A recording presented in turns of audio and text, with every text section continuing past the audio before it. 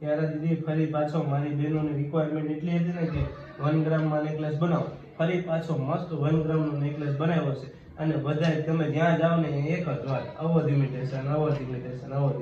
પણ અવધ ઇમિટેશન વાળા ગ્રામ વાળા ઘરેણા બધા બનાવે છે, 17,000 પ્લસ આઈટમ બધી છે, તો જ અવધ ઇમિટેશન થાય ને. બગસરાનું ઘરેણું એટલે કે અવધ ઇમિટેશન. ફરી પાછું જો બતાવી દઉં છું મારી બહેનોને, તમે જોઈ લેજો ક્યારે દીદી, પછી ન કહેતા રહી ગયા અભી કાકા.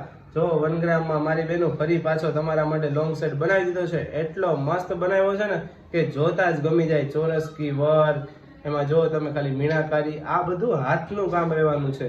આવું કલેક્શન ફક્ત ને ફક્ત અવધ ઇમિટેશનમાં પધારો તો તમને એક આઈટમ નહીં પણ 10 આઈટમ લઈને જાશો મારી બહેનો. વેરાયટી તો એટલી બનાવી છે કે વાત જ પૂછોમાં.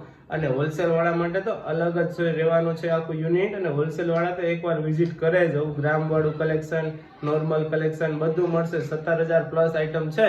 શોરૂમમાં એકવાર વિઝિટ કરો. અવનવી વેરાયટી જોતી હોય તો મારી બહેનો મસ્ત ડિઝાઇન લોંગ સેટમાં બનાવી છે.